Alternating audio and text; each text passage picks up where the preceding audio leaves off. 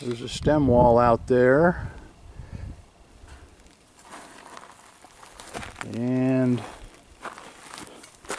believe it or not, this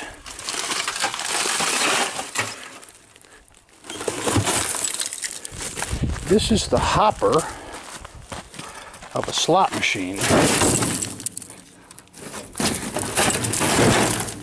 And if it had any money in it at all, it would have melted. There's the gear, there's the transformer, but nothing but ash. Doesn't appear to be as though anything made it through this fire. There's another partial slot machine hopper there. Bunch of them here.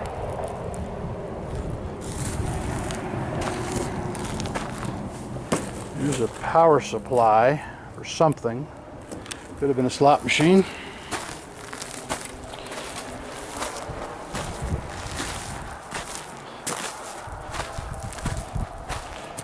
Here was their fireplace, which appears as though was virtually untouched. The fireplace did survive.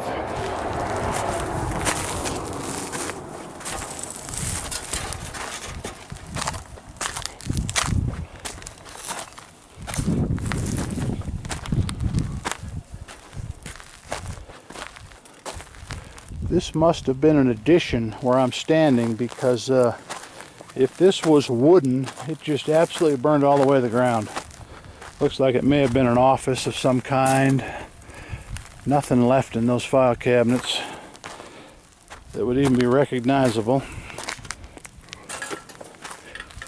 This little room that may have been an addition has several slot machines in it. And as you can see, there's not a lot left. And we don't really know if this was in fact a storage room or if these guys were actually set up and this is where people could play them. But as you can see, slot machine door here in front of me, and a cabinet laying on the ground, a couple more cabinets. There was a 5-reeler, which is kind of uncommon, back there on the ground, laying on the back, and we couldn't tell what brand it was. Here's some cabinets in the back I want to be sure we get a little view of.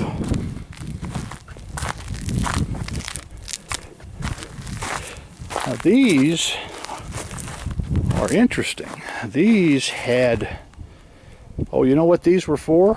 I know exactly what these were for. These had account numbers of people, and I have one right in my hand. And on this, there will be somebody's name, and this was either for check cashing or something. And these, it seems odd they would have so many of these cabinets. See all the drawers? So when somebody came up and got a marker or cashed a check, they would scan that like the old credit cards. And that's how they got the information of the customer. Now here is what looks like ledgers of some kind. Yep. Montgomery Pass Lodge and Casino Employee Payroll. Kind of hard to read, but we may as well walk over to this motel that apparently was unaffected by the fire. While we're here, we drove 4 hours to get here, and we've been trying to get here for a couple of months now, but we finally made our way. Appears as though everything is sealed up to where you never know, they might be able to use this facility again. Here's my artist again, and I'm beginning to think now that that is a stencil. And he also has that same stencil on an abandoned gas station I stopped at on the 95. So that's actually 3 videos now we have seen that stencil. Kind of interesting. Some guy leaving his mark out here in abandoned Nevada. I don't see any sign or there were any people here recently. No food, no cigarette wrappers that look fresh. Kind of odd that these stairs would be caving in like this, but then again, I think they're wooden. I'm looking at the nails. Yeah, they are wooden. They are not going to last as long as some of the concrete stairs. So anyways, I'm not even going to attempt to go up there. But that's the second floor.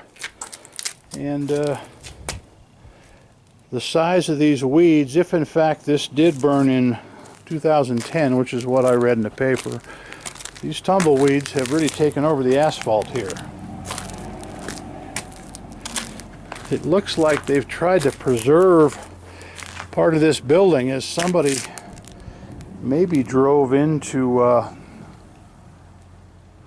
that upright. So I imagine this building at some point for somebody would save them some money if they were going to start from scratch. But anyways, here's the back side of the casino. I was in that when it was open, and I think it was 15 to 20 years ago. We had to come over this pass because we couldn't get to Tonopah because of the snow, and this road was actually open. So kind of interesting. Thanks for tuning in, guys.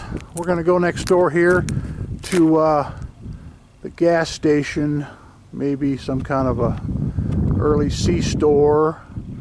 You can see my trucking friend is turning around in there, but we'll go over there and see what that's all about too. Thanks for tuning in. Nevada Arcade up in the mountains in rural Nevada.